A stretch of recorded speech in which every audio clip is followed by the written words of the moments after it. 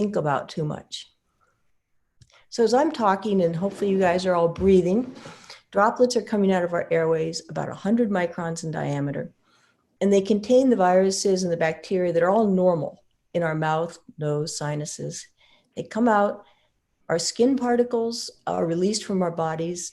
This engineer is putting her skin particles and all of the associated bacteria that are normal on the paper on the desk. You can see particles coming off of her body. You see things coming out of her nose. Those aren't boogers, those are just particles. Her gastrointestinal tract is illuminated. We have a lot of particles and organisms that we shed into the air. I'll let you figure out how. And as you can see, there's a lot of communication between surface particles and microbes and those in the air. We don't live in a two-dimensional world. So surfaces communicate with the air and vice versa. There's resuspension, resettling. Depending on how we manage the air, there's more or less suspension and resettling. And we also select certain communities. So what do I mean by that? Well, this research out of the University of Oregon shows that depending on how a building is used, designed, and ventilated, we select the organisms that are going to survive. So this makes the indoor environment probably the most powerful evolutionary force that us human beings now encounter, because the building is determining the microbes that are going to persist and affect our health. So how do we look at what we're doing and whether or not it's good, bad, or indifferent? So this is a study, I want to go through 3 studies. This is a study that was in a hospital, but again, if you don't design or manage hospitals, don't start playing on your iPhone or Android phone, because what we learned in this study applies to all of us.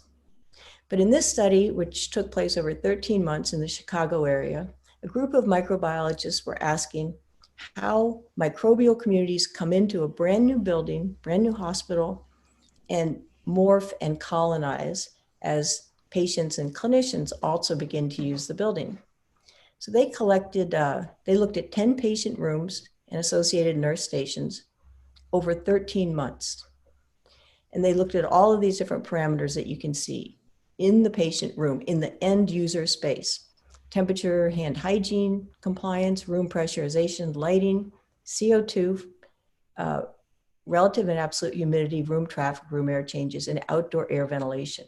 So measuring those parameters every 5 to 30 minutes, they had about 8 million room data points.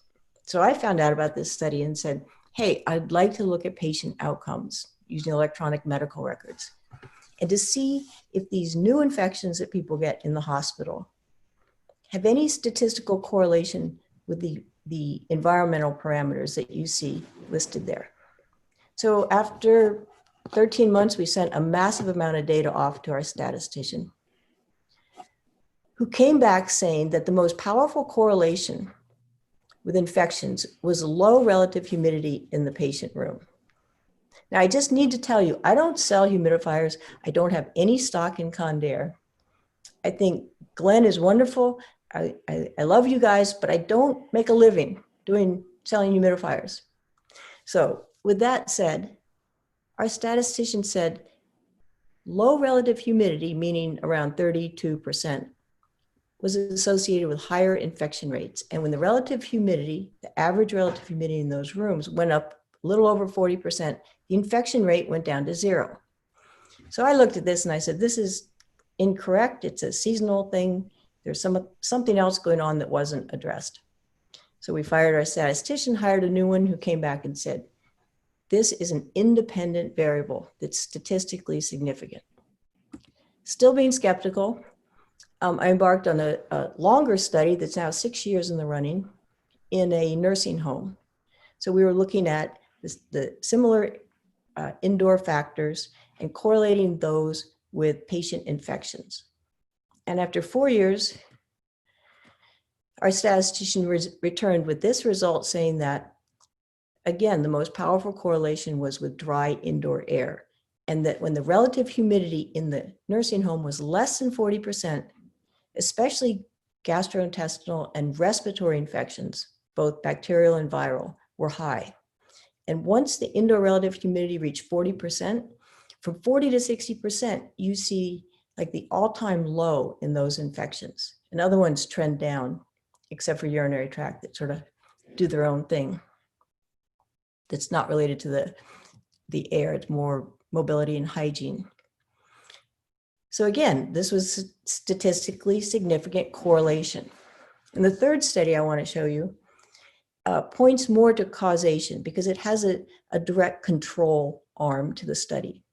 So this was done by the Mayo Clinic in northern Minnesota, where they looked at a preschool for 32 days in the winter. So northern Minnesota, probably similar to the weather in Toronto. In the winter, you bring in cold air, heat it up. If you don't humidify it, the relative humidity plummets. So they took half the school and humidified it to 45%. And they were specifically interested in influenza A. So they looked at the number of infectious influenza A particles in the air. They looked at how infectious those particles were, separate from their number. And they looked at the number of kids absent. And you can see in the green row, the humidified part of the school had many fewer particles in the air. The ones that were there were much less virulent or infectious. And there were about a third the number of children absent. So this is a great study. They repeated it, same results in 4 schools. But this really, because of the control arm, it points to causation. So let's take a look. If this person happens to be so headstrong that they walk into your office, sorry about things jumping around, without a mask on and they start spraying droplets, what can you do to try to prevent yourself from getting sick if this person is sick? And we need to face the fact that there's enough evidence showing that the virus is spread through long distance aerosols, that we need to manage our building to prevent this. And I'm on the ASHRAE Epidemic Task Force, and our first statement was, this virus is spread through long distance aerosol. So I don't want to spend time arguing that. The World Health Organization, the CDC, have been a little slow to talk about this, but nevertheless, the data shows that it does happen. So there are really 3 places you can prevent your building or your home, your office from infecting you. 1, first column, you can hope that that person doesn't introduce a virus. So you can either lock your door or tell them to leave. That's not really an engineering intervention.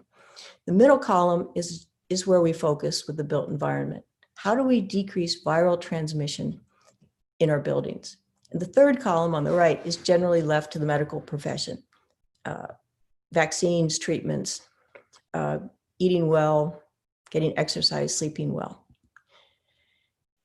We now know that when the relative humidity is less than 45%, that middle column is going to be the most problematic. You have greater aerosol transmission. It's harder to clean surfaces because of the resuspension and resettling. And for reasons we don't fully understand, in low relative humidity, many viruses and bacteria are more infectious. And this virus is one of those. So again, I'm talking, you're breathing, hope.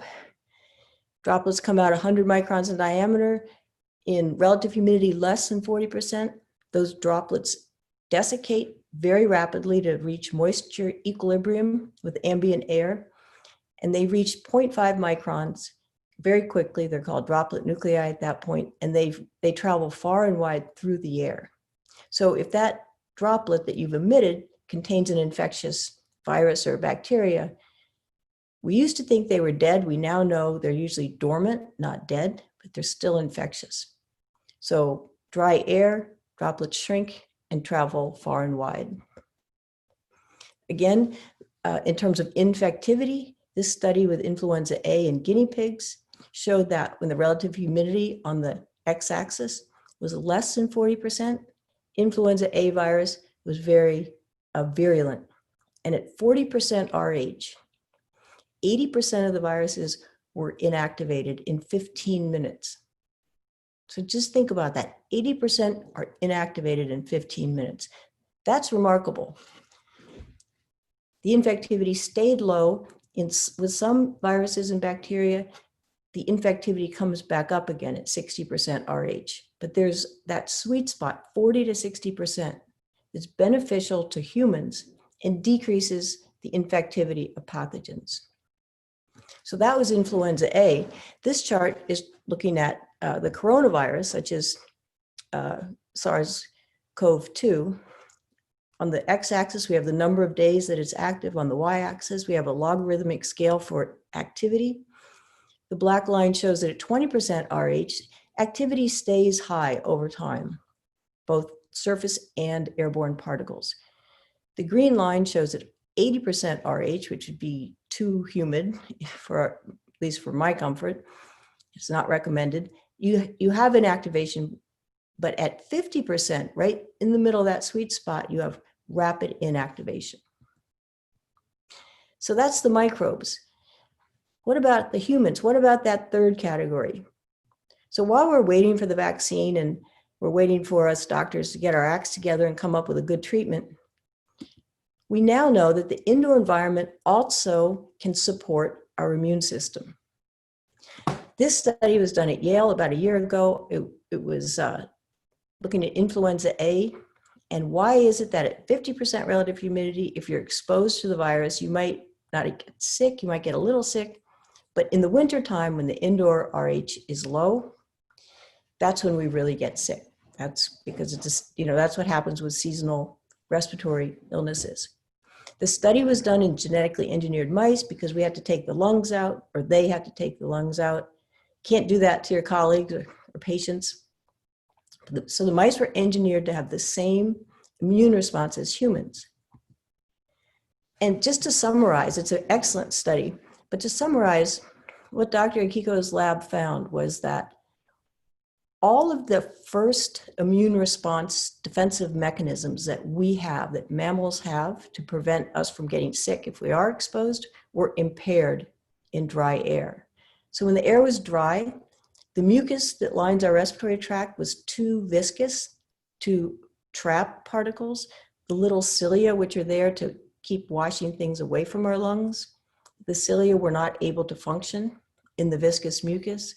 We didn't produce protective proteins, and cells that we have in our bodies naturally to limit inflammation and infection were impaired at 20% RH.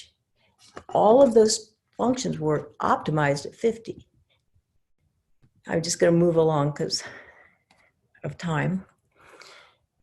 You can have this presentation.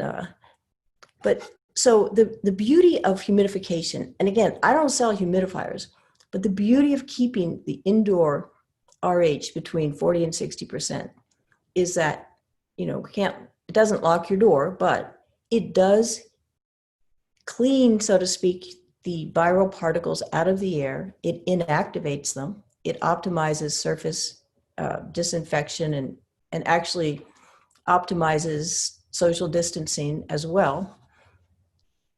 And remarkably, it also bolsters the immune system of those of us who, well, all of us, but so if you're not sick, it helps protect you from having an impaired immune system. So again, I'm just repeating myself now. It decreases the number of aerosols in the breathing zone, it decreases the infectivity of them, and it supports our immune system. So my belief is that if we actually learn to properly insulate our buildings and insulate cold surfaces, prevent thermal bridges, which results in condensation, liquid water, and mold growth, and stuff like that, if we properly humidify our buildings, and Glenn can tell you how we can do that in an energy efficient way, we can turn around this alarming trend. So thank you. I hope I've kept within my time. And Luigi, who's under my desk, and I say thank you, and we'll be here to answer questions. Okay, so take it away, Glenn. I think Amy is going to reshare the screen and move it along.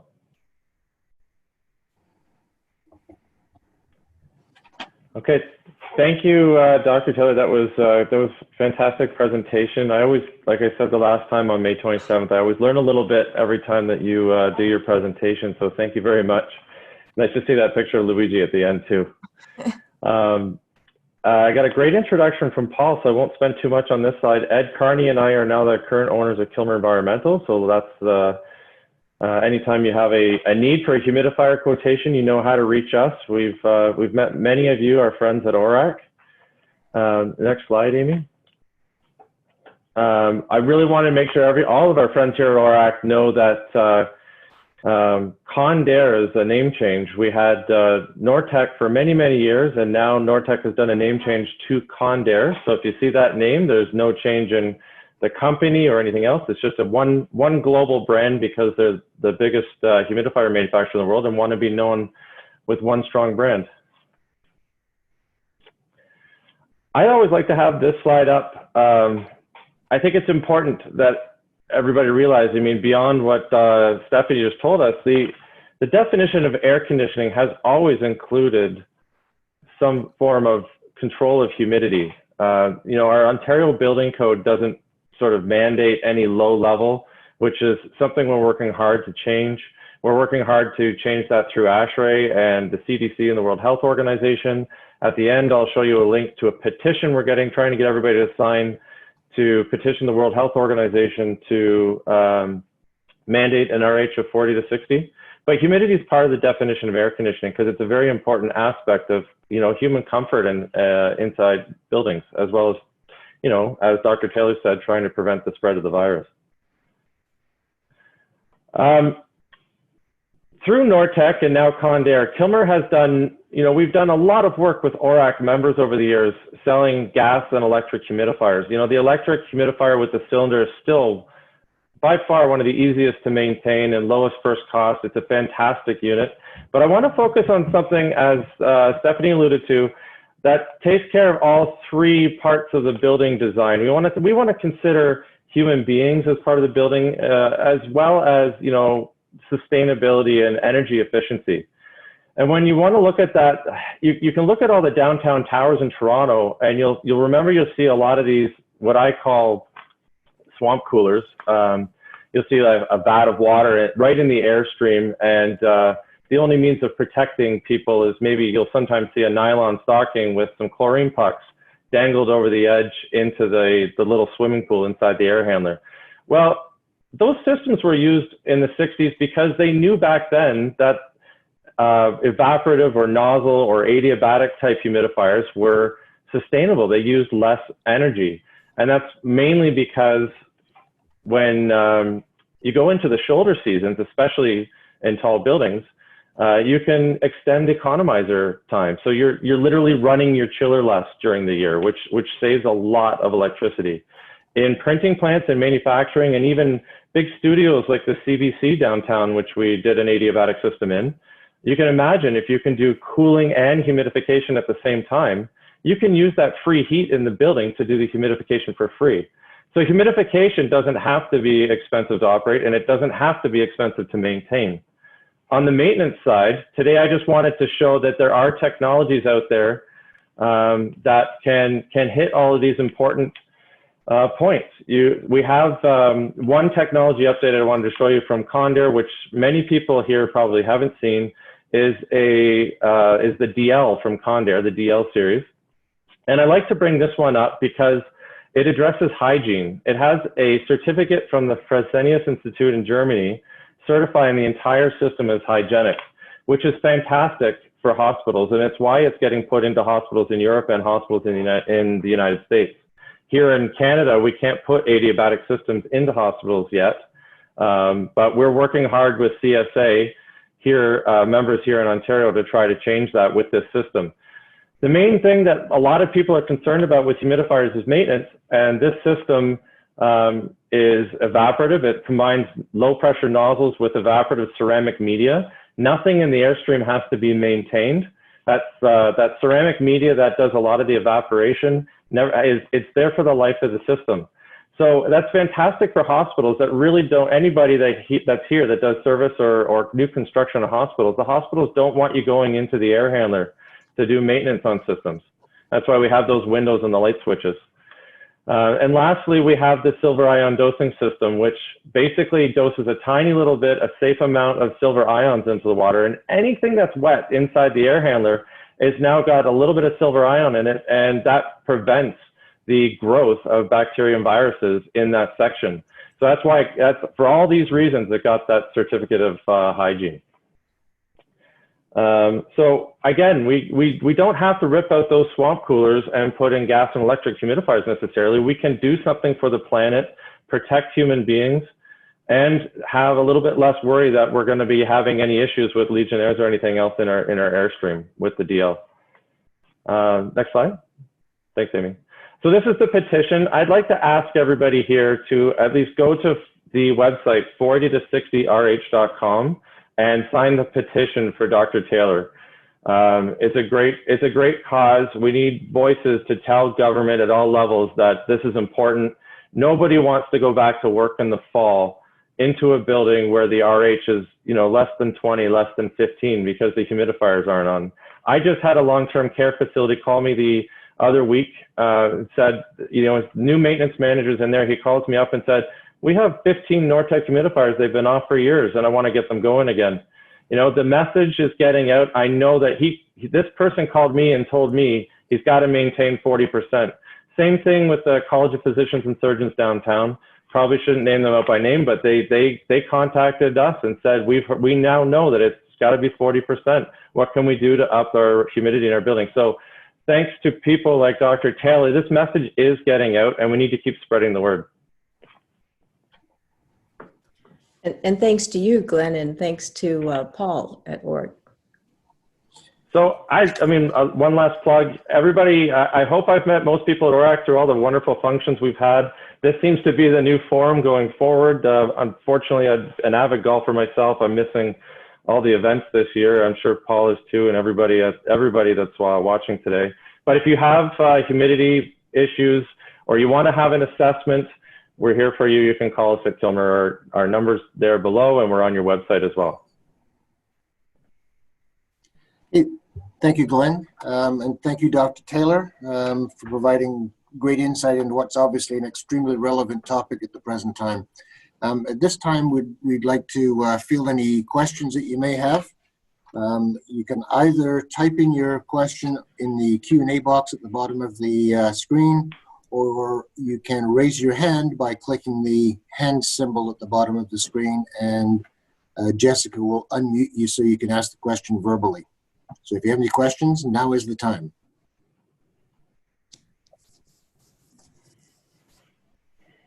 While we're waiting, I just want to tell you that prior to this webinar, I was speaking to a group from Dubai and India, and the issues that they are seeing, that the sort of obstructive issues are several-fold. One, how do we know if what we're doing in a building is good for people? And so we need to continue to collect data on occupant health. And number two, how do you bridge the sort of the chain of responsibility from building owner or designer, owner, manager to user? Because frequently those are separate people with separate financial models in their head. So how do you align that chain of responsibility? So I think those are some interesting things we can think about. Well, it looks like we don't have any questions right now, which means you guys did such a great job. Okay, well, if that's the case, then we'll close off the Q&A period. And I just want to close out by saying that, as some of you may already be aware, Kilmer has sponsored an awesome long weekend contest for this episode. The gift basket has everything you need to enjoy a great long weekend barbecue. The prize includes a gourmet barbecue kit, a barbecue scraper, a $25 beer store gift card, 2 beer koozies, and a Canada flag, since it's Canada Day long weekend. You've already completed step 1 of entering the contest by attending this webinar. The second step is to complete the post-webinar survey that you will receive after the webinar via email. The winner of the contest will be announced on June 30th at 1 p.m. via Instagram Live. So make sure you follow us at ORAC Association on Instagram, Facebook, Twitter, or LinkedIn to stay in the loop. Thank you again for attending this episode of ORAC 2.0. We hope that you gained some valuable information during the webinar. Stay tuned for our upcoming webinars as shown on the screen. Invitations to register for these webinars will be sent out closer to the date. Thank you, everyone. Before you sign off, I just want to say I see a couple questions asking for our presentations. I'll send mine to Amy. And then Amy, you can send them to the registrants. Yep, perfect. They'll be sent out in an email later on today. Thanks, Stephanie. Okay, thank you very much, everyone. Thank you, everyone. Thanks, Amy. Thanks, Paul. Thanks, Dr. Taylor. Thank you, Glenn.